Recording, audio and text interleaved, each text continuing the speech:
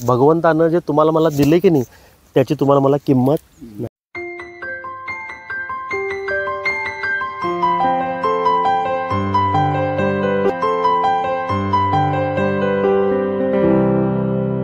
भगवंतानं जे तुम्हाला मला दिले की नाही त्याची तुम्हाला मला किंमत नाही. उलट असले झाडं तोडून टाकलेत आपण ऑक्सिजन वाढीसाठी. आपण आपल्या ऑक्सिजन वाढला पाहिजे की नाही, जगणार कसं तुम्ही आणि मी. भगवंतानं ह्या सृष्टीमध्ये अशा हजारो गोष्टी दिलेत जगण्यासाठी, ज्या मोफत आहेत, जे पैशामध्ये नाही आहेत, पण त्या संवर्धन करणं सोडाच, आपण ते नासधूसच करायला लावले. आणि माणूस का नासधूस करतो आहे? स्वार्थ. त्या माणसाला कळत नाही आहे की आपण ह्याचे नासधूस का कशासाठी करतो आहे आणि ह्याचं पुढे जाऊन काय होणार आहे. तसंच आपल्या शेताला आवश्यक असणाऱ्या गोष्टी भगवंतानं ज्या दिलेत त्या आपण विसरलो आहे. आपल्याला माहिती आहे, तर आपल्याला काय वाटते शेती मी करायलो आहे. शेती मी करत नाही, करता करता तो आहे. त्यानं जर ठरवलं की नाही हे बंद पाडायचं, फक्त हे सूर्य जर उगवला नाही की नाही तुम्ही बी खलास आणि शेत पण खलास. कारण सूर्य हे जगातलं सगळ्यात मोठं एनर्जीचा सोर्स आहे. सूर्य म्हणजे एनर्जी आहे, लक्षात घ्या. सूर्यप्रकाश जर पडला नाही गवताचं पातं पण उगवून येत नाही. अंटार्क्टिकामध्ये 6 महिने हिवाळा असतो, म्हणजे 6 महिने सूर्य येत नाही. तिकडे शेती होते काय? लक्षात ठेवा ही गोष्ट. भगवंताने सूर्य तुमच्या माझ्यासाठी शेतासाठी दिला आहे. पैसे घेतोय काय सूर्यप्रकाशाचे? शेतासाठी सगळ्यात महत्त्वाची गोष्ट लागते नायट्रोजन. 78%. कुठेही अभ्यास करा, तुमचं गुगल आहे, सर्च मारा अँड्रॉइडवर. 78% नायट्रोजन शिवाय शेती कुठलीच होत नाही. नायट्रोजनचं बिल भरतोय आपण? नाही. कार्बन डायऑक्साईड लागतो, त्याशिवाय फळधारणा आणि फुलं तयार होत नाहीत. CO2 शिवाय. सूक्ष्म मूल अन्नद्रव्य म्हणजे कार्बोहायड्रेट्स तयार होण्यासाठी CO2 लागतो. पैसे आहेत CO2चे? नाही. पाणी नैसर्गिक स्रोत आहे पाण्याचा, बरोबर? त्याचे पैसे कुठे आहेत? 0 रुपये. ऑक्सिजन, नायट्रोजन, कार्बन डायऑक्साईड, सूर्यप्रकाश, पाणी हे सगळं भगवंतानं तुमच्या माझ्यासाठी किती हजारो वर्ष सुरू आहे की संपलंय का सांगा? नाही, सुरूच आहे. म्हणजे तो काय आहे, म्हणजे ती ताकद केवढी आहे. त्याची आठवण भगवंताची कधी होते आपल्याला माहिती आहे काय? जेव्हा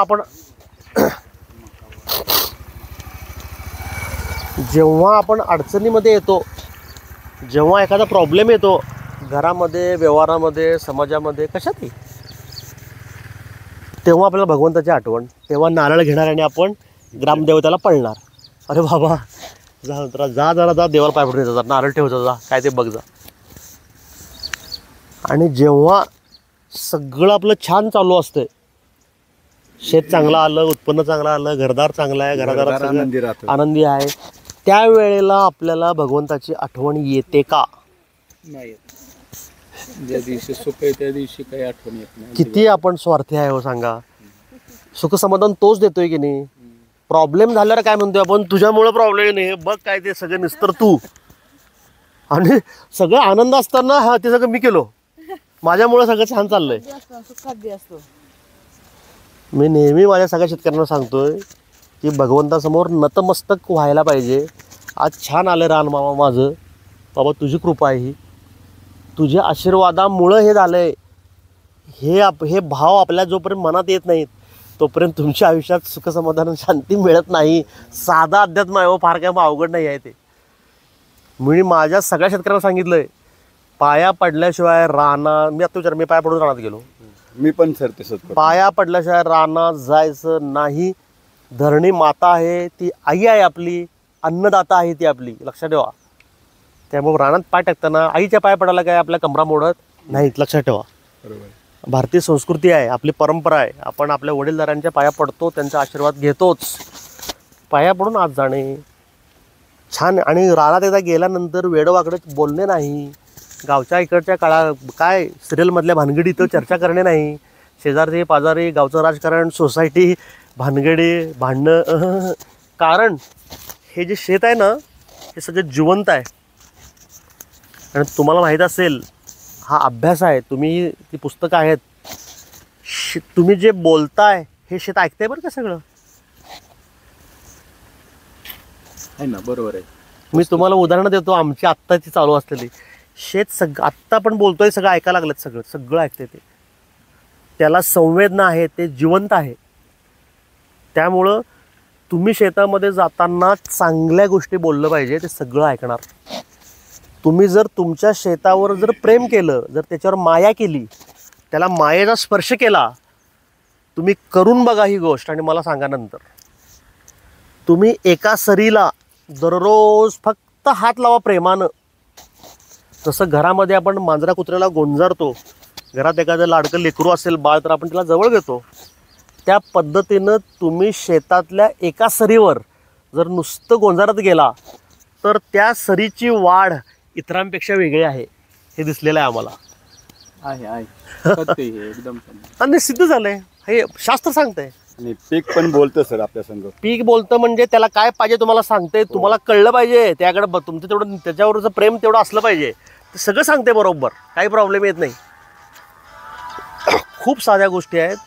वाई आहे ना, वाई सातारा माहिती आहे, जवळ आहे तुमच्यातून.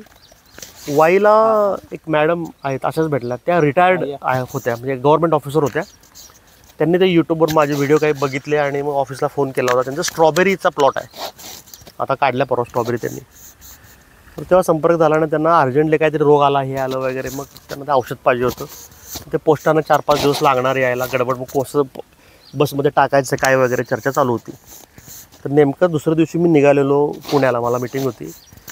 मी सहसा कुठं थांबत नाही, कारण थांबलं की प्रचंड वेळ जातोय आणि सगळी कामं थांबतात सगळे. तर त्या आमच्या ऑफिसच्या मुलगीनं सांगितलं, सर निघत पुण्याला, तुम्हाला हायवेला जोशीवीर आहे, तिथं जोशीवीर तिथं तर औषध तुम्ही घेता का येऊन, किंवा मुलग्याला कोणाला ते पाठवा. मी म्हटलं झालं, तू सांगितलं संपलं. मी पहाटे गेलेलो 4ला उठून, 6 वाजता होतो तिथं जोशीवीरला. त्या मॅडम स्वतः आल्या, सर तुम्ही शेतात 2 मिनटं यायला पाहिजे, तुमचे पाय लागू देतच यायचंच म्हटलं तुम्ही 2 मिनटं. ते काय तुमच्या हट्टामुळे माझं काही नाही, कारण मी आता आयुष्य माझं तुम्हाला टाकून दिले सगळ्या. ते माऊलीनं एवढा प्रेमळ आग्रह केला मला, सर 2 मिनटं होणं चला. मी म्हटलं मला माहिती आहे 2 मिनटाचे किती वेळ होणार आहे ते, चला जाऊया म्हटलं. आता गेलो त्यांच्या शेतामध्ये, उत्तम प्लॉट, मस्त देखणा स्वच्छ प्लॉट. रिटायर्ड झालेले नवरा बायको दोघं दररोज सकाळी डबा घेऊन यायचे आणि हौशे खातर करणारे, पण खूप मन लावून, आणि मला आवडलंच जोडपं, ते एकदम छानच काम करत होतं. आम्ही सगळं प्लॉट बीट बघितला, ते रोग यायला लागला, हे व्हायला लागलं. मी त्यांना सांगितलं काय कर, म्हटलं पैसे खर्च करायचे नाहीत, सोपे उपाय.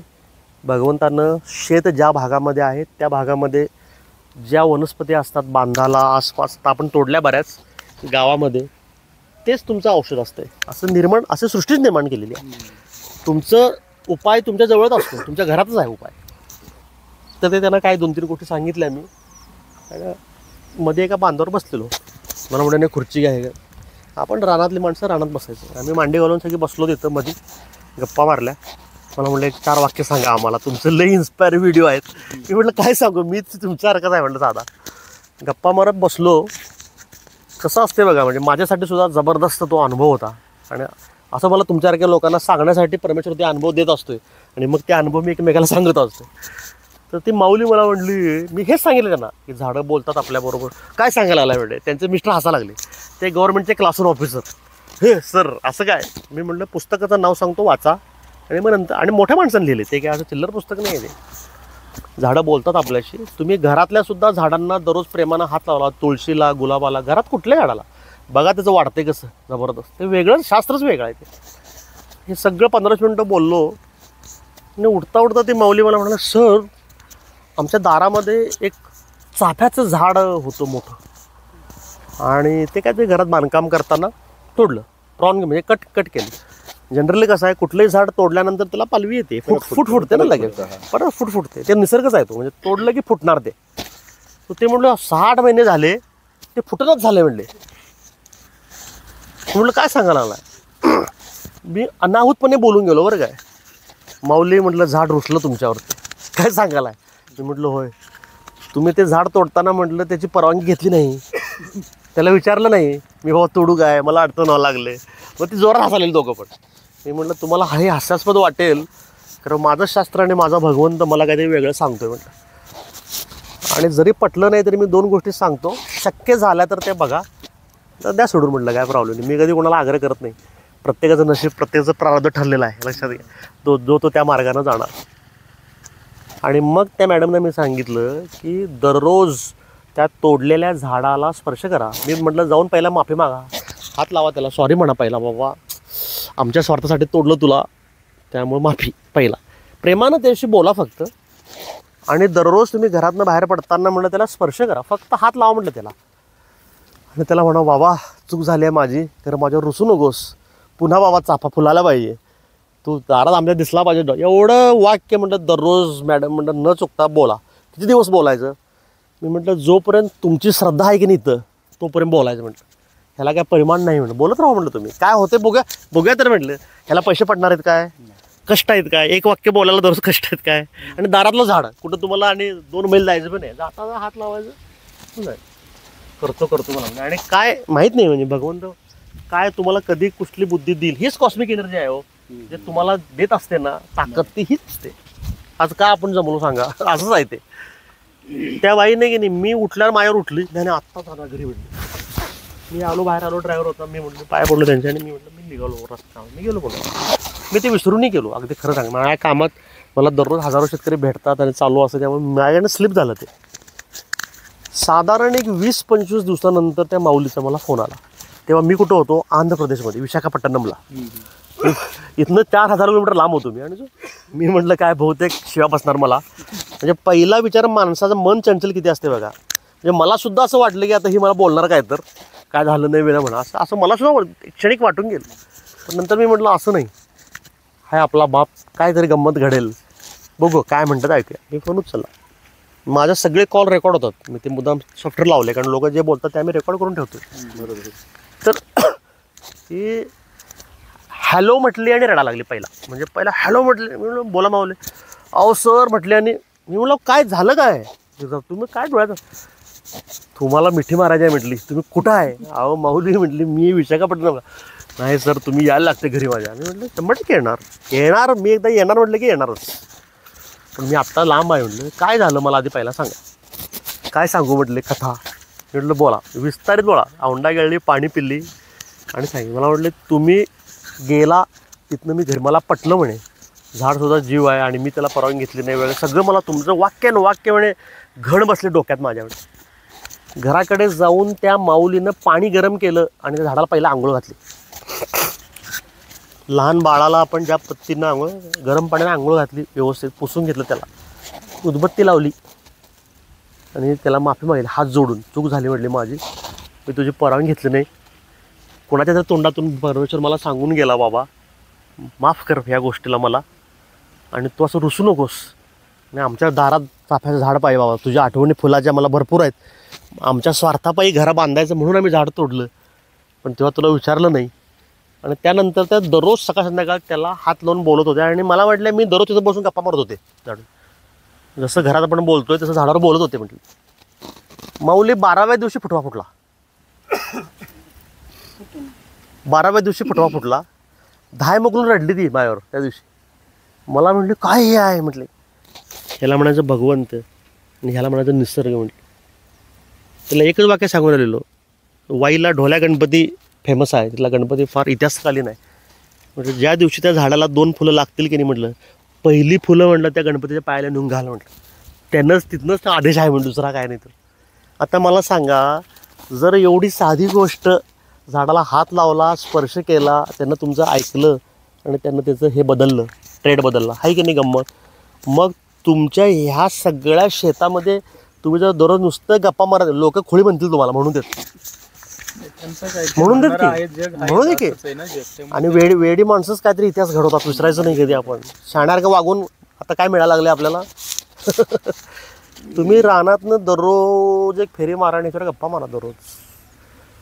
तुम्ही नुकसानीत आला तर मी सगळं सोडतो, माझी गॅरंटी आहे माझी. नुसतं याच्यावर बोलत जायचं, जर साईडनं गप्पा मारत जायचं. मस्त आहे ना, तब्येत छान आहे ना, बस तुला काय हवं आहे काय, मी आहे इथं, घाबरायचं नाही, यायचं. रोगराई येत नाही बरं काय, रोगराई येत नाही. कारण समजून, शास्त्र समजून घ्या, झाडामध्ये स्वतः प्रतिकारक शक्ती वाढते जसं माणसामध्ये असते. प्रत्येक माणसामध्ये रोगप्रतिकारक शक्ती असते. किरकोळ आजार असलेले आपल्या अंगाला लागत नाहीत, आपण ताकदवान असतोय बरोबर. तसंच तुमच्या सगळ्या झाडामध्ये रोगप्रतिकारक शक्ती वाढते. त्याच्यावर माया प्रेम करावं लागतं आणि त्याला सांगायला लागते घाबरू नकोस, काय होणार नाही आहे. त्याच्या आतनं ॲटोमॅटिक चालू होते. आमच्याकडे अनेक प्लॉटला आम्ही अनुभव घेतला आहे शेतकऱ्यांच्या. साईडच्या प्लॉटला रोग आहेत बरं काय, आपल्या प्लॉटला रोग नाही आहेत. कुठलंही औषध न मारता रोगच आला नाही. का आला नाही तर त्याची रोगप्रतिकारक शक्ती वाढली आणि त्या पिकानं ठरवलेलं आहे की मी रोगाला लावून घेणार नाही, त्यामुळे रोग येत नाही. इतकं साधं सोपं शास्त्र आहे पिकांचं. आपल्याला ते फॉलो करता यायला पाहिजे आणि पहिल्यांदा ह्या सगळ्या सिस्टीमवर आपला विश्वास बसला पाहिजे, जो सगळ्यात अवघड आहे. कारण मानवी मन हे चंचल आहे. मानवी मन हे चंचल आहे. कसं होतंय माऊली, तुमचा विश्वास बसलाय पण तुम्हाला एखादी चांगली गोष्टीपासून परावृत्त करणारे व्यवस्था फार मोठी आहे. तुम्हाला जरी विश्वास बसला की नाही तरी सतत तुमच्या कानात कोणतरी येऊन निगेटिव्ह नकारात्मक गोष्ट सांगणारे लोक भरपूर आहेत. त्यामुळं आपलं मन घट्ट लागतं आहे आणि आपल्या शेतावर प्रेम लागतं आहे. मी म्हणून प्रत्येकाला सांगितलं आहे, आपल्या रानाला नावं ठेवू नका. कारण प्रत्येक शेतकरी काय करतोय माहिती आहे काय, ते शेतामध्ये उत्पन्न येत नाही याची कारणं विविध शोधून काढतोय माणूस. आणि आमचं रान ते खारवट आहे हो साहेब, आमच्याकडे पाण्याचा प्रॉब्लेम आहे हो, आमचं पाणी आहे की नाही ते जरा खारं पाणी आहे हो, आमच्याकडे हजार कारणं माणसाला पाहिजेत बघा. मी म्हणतो तसलं काय करायचं नाही. माझं रान पहिलं वाक्य, माझं रान चांगलं आहे, माझा अन्नदाता आहे, ते माझ्या रानामध्ये चांगलं आहे, मला काही प्रॉब्लेम नाही. इथनं सकारात्मक वृत्तीनंच घुसायचं त्याच्यामध्ये. आज म्हणून यांना म्हटलं मी, रासायनिक पद्धतीनं तुम्ही याच्या आधी जी काय कांदा करत होता आणि आता तुम्ही नैसर्गिक पद्धतीनं कांदा जो केला आहे, जमीन भुसभुशीत होणार. त्याचे माना बघा आणि कांदे साईज बघा. चिगळचा प्रकार जास्त होता ना, तो लय कमी झाला पूर्ण. गवतच कमी झाले. तुम्हाला भांगलणी करावी लागणारच नाही, भांगलणी खुरपणी करावीच लागते.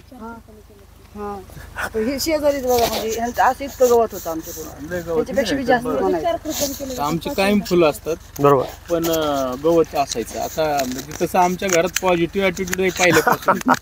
सर्व पुस्तक आहेत आमच्याकडे पॉझिटिव्ह. त्यात माझ्या मिसेसचं तर ह्या गोष्टीवर खूप 100% विश्वास आहे की ती स्वयंपाक करताना सुद्धा बोलणार बरोबर, ती एवढे प्रेमाने करणार की भाजी चांगली होणार, खूप छान भाजी आणि झाली. हे सर्व गोष्टी हे जे आहे की नाही, तुम्हाला सांगतो आता, तुम्हाला मनात आठवत असेल मी काय काय बोललो आणि तुमच्या मनात काय काय येते.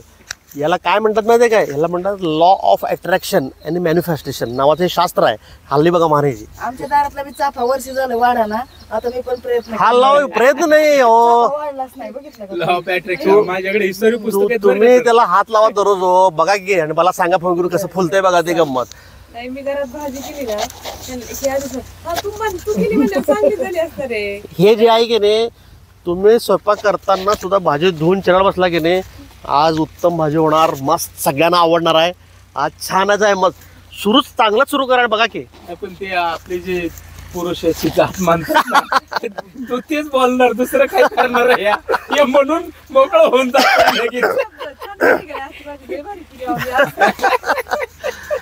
अहो शास्त्र हे सांगतं, कॉस्मिक एनर्जी जे मी सारखं म्हणतोय ना, ह्या विश्वामध्ये जी ताकद आहे की नाही, जी दिसत नाही आपल्याला, बरोबर, ही ताकद एवढी अमूल्य आणि मोठी आहे.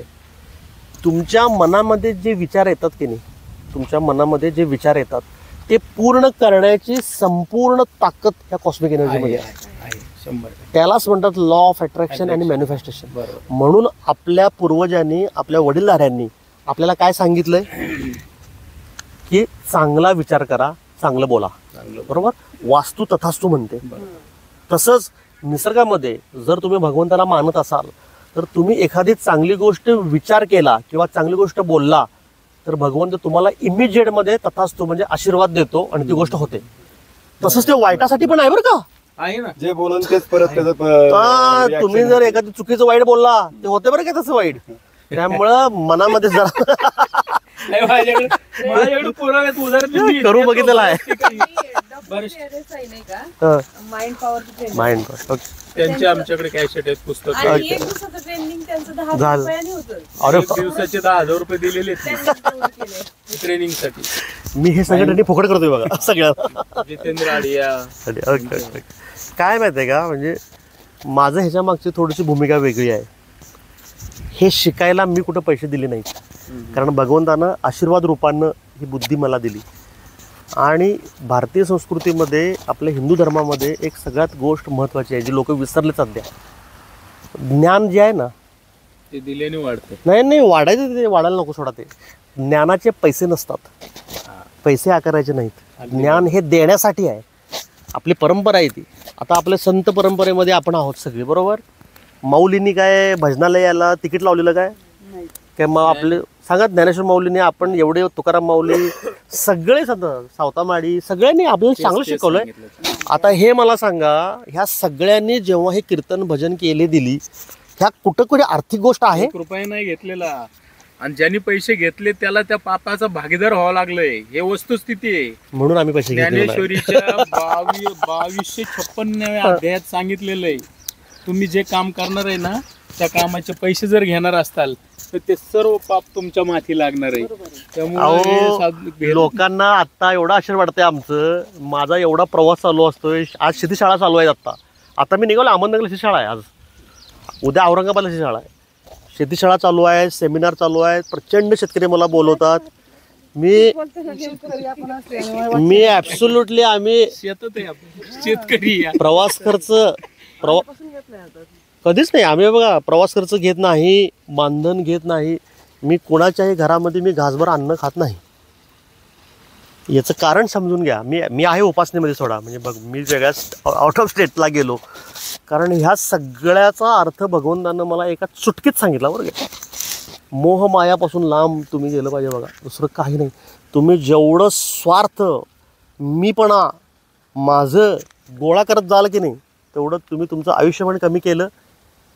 तुम्ही विचारानं भ्रष्ट होता, नैतिकता संपते. दुसरी महत्त्वाची गोष्ट, महिला वर्गाची माऊलींची माफी मागून सगळ्यांची, जेव्हा ह्या एखादं अन्न करत असतात, यांच्या मनामध्ये जो भाव आहे, यांच्यामध्ये जे विचार आहेत, यांचा जो ऑरा आहे जो दिसत नाही साईडला, बरोबर, ते सगळं त्या अन्नामध्ये उतरतं. अगदी बरोबर. एखादी चांगली गोष्टीचं जेव्हा तुम्ही शिवधनुष्य उचलताय, तेव्हा सगळ्यात पहिला तुम्हाला विरोध, अडथळा आणि प्रॉब्लेम. माऊलींना मी दगड मारलीच नव्हतं सगळ्यांनी. बरोबर. आता नाचायलात घेऊन जेव्हा होते तेव्हा काय दगडच मारले नव्हते ना, अन्न खाल्ले नव्हते. मग तिरस्कार केला त्यांचा सगळ्यांनी, आणि आता नाचायलात घेऊन त्यांनाच. याला काय अर्थ नाही. कुठलीही चांगली गोष्ट करायची म्हटलं ना की पहिल्यांदा आपल्या घरातूनच त्याला विरोध होतो. सुरूच घरातूनच विरोध होत असतो, नंतर बाकीचे विरोध करणारे वेगळे असतात. या सगळ्याचा आम्ही शांत अभ्यास केला. आमच्या सगळ्या टीमला आम्ही सांगितले, आमची सगळी पोरं आमच्यावर काम करणारे हे तर आमचे बंधुतुल्यच आहेत सौरव. आम्ही सगळ्यांना सांगितलं की कुठंही पैशामध्ये अडकायचं नाही, कुणाकडूनही 1 रुपये घ्यायचा नाही. औषध आम्हाला तयार करावं लागतंय, त्याला पैसे लागतात, म्हणून त्याचे पैसे. उद्या जर भगवंतांना मला ते पण गंमत शिकवली, कशाला पाहिजे मला पैसे त्याचे. आणि आमच्या जगण्याला की नाही, आता आम्ही अशा लेवलला जगतोय सगळी की आम्हाला पैशाची गरजच नाही आहे. खरोखर सांगतो, आज रानात आहे मी, आज लक्ष्मी समोर आहे, खोटं नाही बोलणार. पण आम्हाला जगण्यासाठीच्या ज्या गोष्टी आहेत ना, भगवंतानं सगळ्या दिल्या. आम्हाला संसार आहेत, घरदार आहेत, मुलं बाळ आहेत. मलाही 2 मुलं आहेत. सगळी ज्या त्या ठिकाणी शिकतायत, छान, सगळं छान चाललं आहे. जर भगवंतानं तुमच्या प्रपंचाची काळजी घेतलेली आहे, तर मग माझा धर्म काय सांगतो, तुला जे काय कार्य दिलं आहे ते तू प्रामाणिकपणे कर. एवढंच मी करतो. म्हणून आज तुमच्यासारखी कष्टकरी लोक जेव्हा मला भेटतात तेव्हा मला हा आनंद आहे की बाबा तुम्ही ह्या मार्गात या. मी काय म्हणतो माहिती आहे की हे अध्यात्म आहे, शेती म्हणजे मी नेहमी त्या बाजूलाच लोकांना नेतो. आणि आपल्यातली सगळे लोक, बऱ्यापैकी 80-90% लोक ही वारकरी आहेत, माळकरी आहेत, बरोबर. शेतातली कामं करणारी, प्रत्येकात टिळा आहे, सगळं आहे. सगळी लोक काय एकादशी आणि नाहीतर तिकडं पळायचं. मी आता वेगळं सांगलोय, तुमची माझी दिंडी तिकडं नाही. मी बोलायच्या आधीच तुम्हीच बोलायला. सावता म्हणून ते मी सुद्धा अजून झालं नाही. माझ्या मोबाईलवर बघा, माझ्या माऊलींचाच आहे, ज्ञानबा माऊलींचा आणि विठोबाचाच पोस्टर आहे माझ्या ह्याच्यावर. आणि आज नाही, 5 वर्ष आहे मी ते बदललेलंच नाही. कारण दिसलं की मला पहिल्यांदा माऊली दिसते आणि मग मला इथं टोचते एकदा 5 सेकंद. बाबा पहिला तुला काय सांगितलं, तिकडं जायचं नाही, तुझं इकडं पहिला रानात जातो, तिकडं शिकव पहिला. कारण लोकांना ही गोष्ट कळत नाही. एकादशी करायची आणि खायचं केवढं एवढं. आपलं म्हणच आहे ना, एकादशी दुप्पट खायची. मग कशाला करायची ती. मी आत्ता 2 वर्षापासून एकादशी करायला, मी करत नव्हतो एकादशी, म्हणजे मला माहीतच नव्हतं. पण सतत मला असं जाणवायला लागलं की मला एकादशी करायला पाहिजे काय माहिती असं मनात विचार यायला लागले. असंच तुमच्याकडे कोणतरी मला भेटलं, साहेब एकादशी करावं तुम्हाला करणं गरजेचं आहे. परमेश्वर कुणाच्या तोंडातून तुम्हाला ते सांगत असतो. मी एका सेकंदात त्या माणसाला पाया पडलो. मी म्हटलं केली आत्तापासून मरस्तोर म्हटलं केली एकादशी. आणि मी एकादशीला काही म्हणजे काही हे लिंबू सरबत नाही तर ताक पिणे सॉलिड काय खायचं नसते. एकादशीचा एक तुम्हाला शास्त्र सांगतो, एकादशी का करायची असते. तुम्हीही करा शक्य असेल तर. का सांगतो, बॉडी डिटॉक्स होते. आपण अरबट चरबट जे खात असतो की नाही महिनाभर, तर दर 15 दिवसाला एकादशी असते. तुमचं शरीर स्वच्छ व्हायसाठी माऊलींनी सांगितलं ते एकादशी केली पाहिजे. एक दिवस तुमचं शरीर हलकं आणि मोकळं राहिलं पाहिजे. खिचडी भगर ह्या तुम्ही लिक्विड काहीतरी ताक प्या, लिंबू सरबत प्या, नळ पाणी प्या. एक दिवसानं काय मरत नाही आपण हो. पण त्या दिवशी तुमचा आचार विचार तुम्ही बघा, माझ्यात केवढा फरक पडला एकादशी केल्यानंतर. एकादशी ही आता मी आवडीन म्हणजे असं वाट बघतोय कधी एकादशी येणार. आता 20 तारीख, अरे वा एकादशी आली म्हणजे ते गंमत आहे. आणि तुमच्या शरीरामध्ये अतिप्रचंड पॉझिटिव्ह फरक येतो बरं काय. बॉडी डिटॉक्स होते, तब्येत थंडीत राहते, मन शांत होतं. शक्य असेल तर त्या दिवशी एखादी माळ तुमच्या कुठल्याही भगवंत असेल ती ओढा, शांत 10 मिनटं डोळे बंद करून एकादशीला बसा आणि सांगा मला गंमत काय आहे ती. नाही भगवंत दर्शन दिला तुम्हाला तर बघा, येतेच ते बरोबर डोळ्यासमोर सगळं. आणि मग विचारांची ताकद वाढते. चांगली एखादी गोष्ट करण्यासाठी आपलं मन शरीर तयार होतं. ह्या सगळ्या सपोर्टिंग गोष्टी आहेत. आपल्या सगळ्या संतांनी परंपरेमध्ये हे सगळं लिहून ठेवलं आहे. अहो शेत कसं करायचं हे लिहिलं आहे सगळ्यांनी. आपण वाचतोय कुठं ते? कोणी वाचत नाही. चुकून अपघाती मला वाचायला मिळाला आणि मला अर्थ कळाला. अरे बाबा म्हटलं, सवतामाळीनी, तुकाराम बाबांनी, एकनाथांनी, माऊलींनी सगळं लिहिलंय हो. त्यांच्या ओळ्यांच्या मध्ये लिहिलंय शेत कसं करायचं ते. हे कोण वाचतच नाही आहे. आपण वेगळंच आपलं चाललंय. वारीला जातोय का ट्रिपला जातोय मला कळत नाही. पंढरपूरला बोमलाला कुणी सांगितलं तिथं याला गर्दीत त्या दिसतोय तो भेटताना तिथं. तो हा इथं हातात कळचा आणि गावाला वळसारखा आहे ते.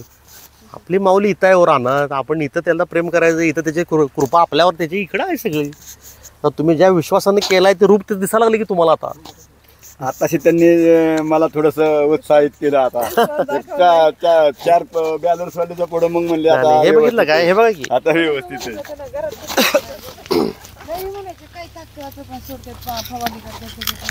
हे बघितलं का देठ केवढा आलाय मान.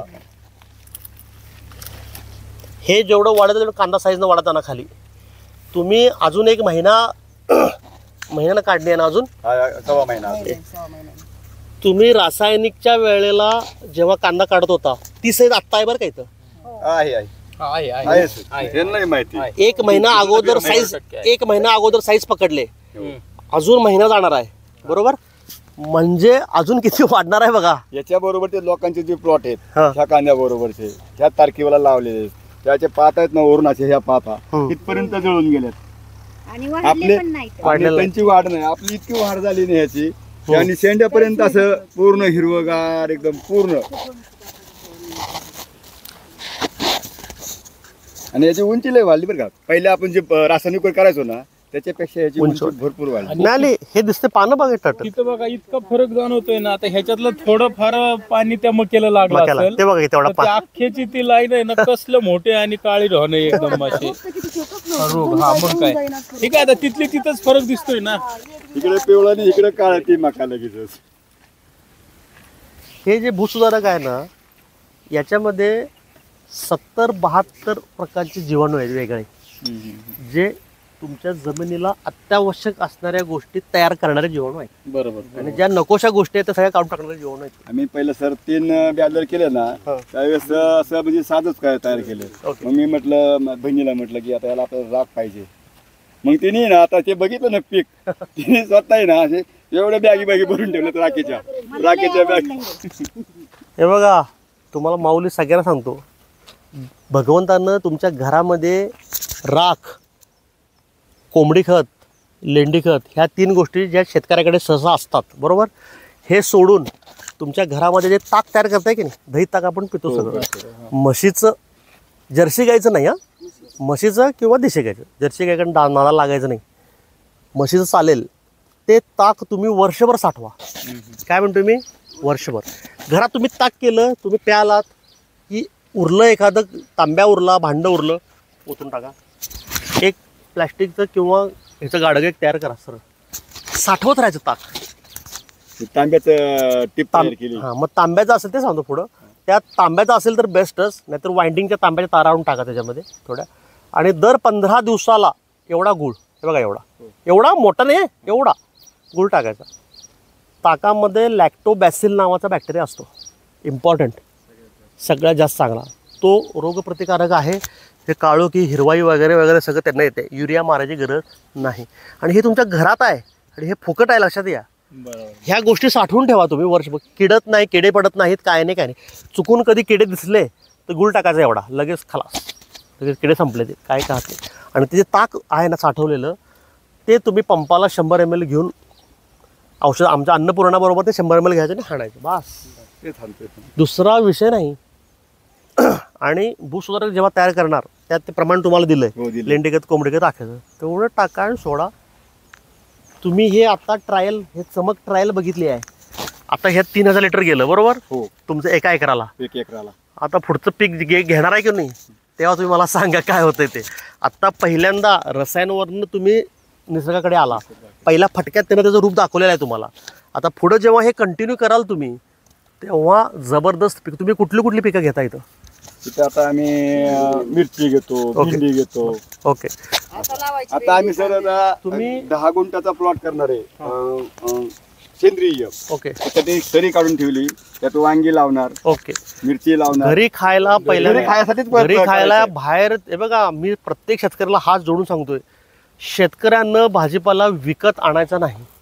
मग तो शेतकरी कसला?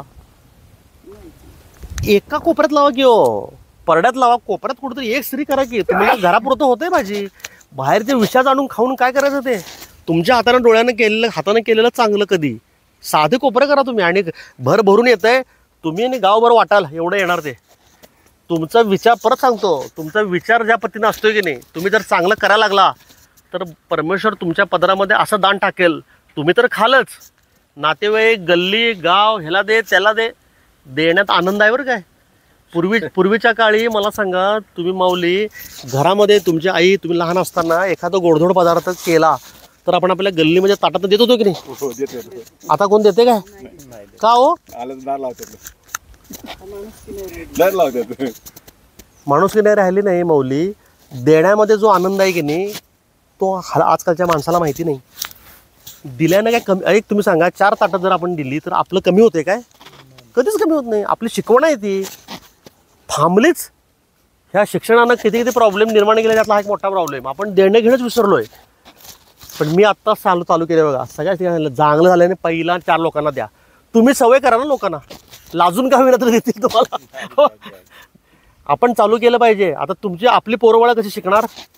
आपण फक्त काय म्हणायचं, आमच्या पाळी असं होतं, आमच्या काळी तसं होतं, असं नाही. मी त्याच्या विरोधात आहे. मी काय म्हणतोय, आमच्या काळी होतं, थांबलेलं होतं, आता आपण परत चालू करूया. आपण 4 लोकांना देऊया बोलून.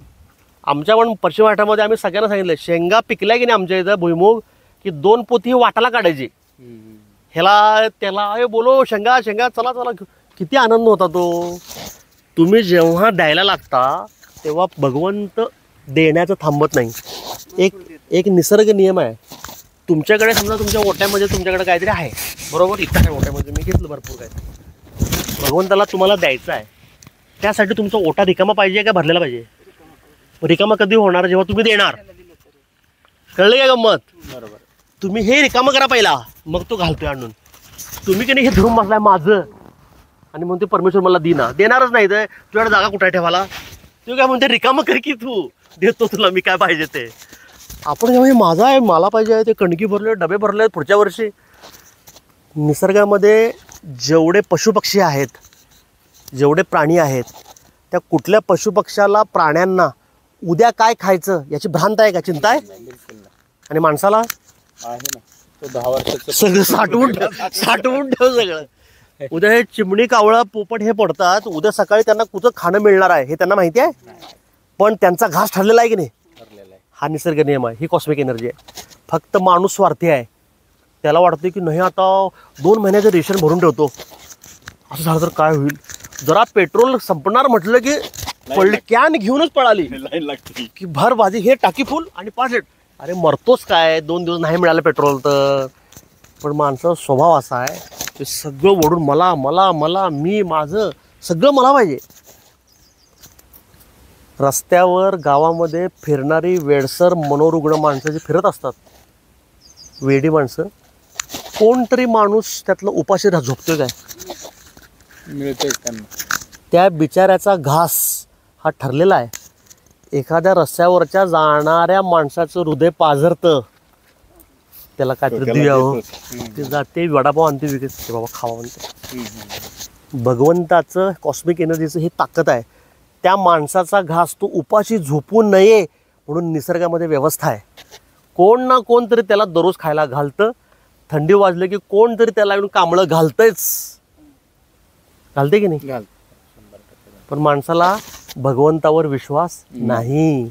आपण म्हणतोय मी श्रद्धावान आहे, जर श्रद्धावान आहे की नाही तर भ्यायचं नाही. मग तो बघाल काय करायचं त्याच्यावर सोडून द्या. बरोबर आहे. आम्ही केलं बघा. मी सगळं लात मारून सुटलो.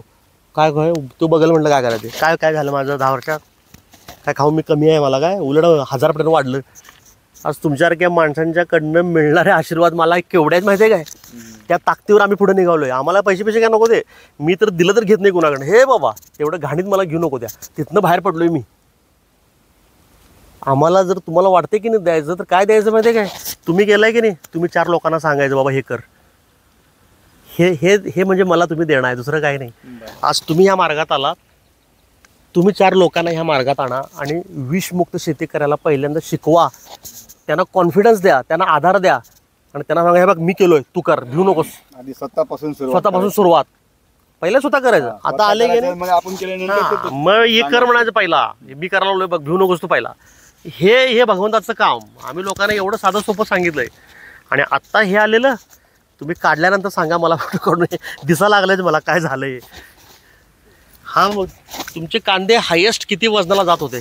मिनिमम मॅक्झिमम काय होतं आतापर्यंत? म्हणजे आधी वजन तसं केलं नाही कधी तरी अंदाज साईज होती म्हणजे 200-300 ग्रॅम 200च्या आसपास 200 ग्रॅम होते. आता ह्यावेळी तुमचं ॲव्हरेज मला सांगा किती ग्रॅम असतं? 100% जादा असणार. तुम्ही 200 ग्रॅमच्या पुढंच जाणार म्हणजे मॅक्झिमम. म्हणजे हॉटेलला जो कांदा लागतो की नाही अर्धा किलोपर्यंत 200, 300, 400 ग्रॅम एवढे कांदे होणार, मोठे होणार. याला रेट वेगळा आहे बरं का. आता सांगतो, तुम्ही बावचळून जाऊन मार्केटमध्ये हे गडबड करू नका. त्याचे रेट चांगले मिळतात. शांत डोकं ठेवा फक्त. कारण हे बघा दिसायला लागले तर मोठे कांदे असतात ते बघा. दिसतात बघा तेवढा वेगळा बघा. आणि जसं सर बरं का सर 4 महिन्याचा कांदा असा व्हायचा, ते आता 2.5 महिन्याचा कांदा असा झालाय. बरोबर. गवत पण लय यायचं. हो गवत आलं नाही यावेळी अजिबात नाही. खुरपान एकराची खुरपान फक्त दोघींनी केली. भूस सुद्धा आम्ही दोघींनीच केली अगोदरची. आता तुम्ही सांगा असं उचून येत असेल लगेच मऊ झालं असेल तुम्हाला हे लावायला लागणारच नाही. येणार पटापट हाताने उचलून लागणारच नाही ते. उभे नाही.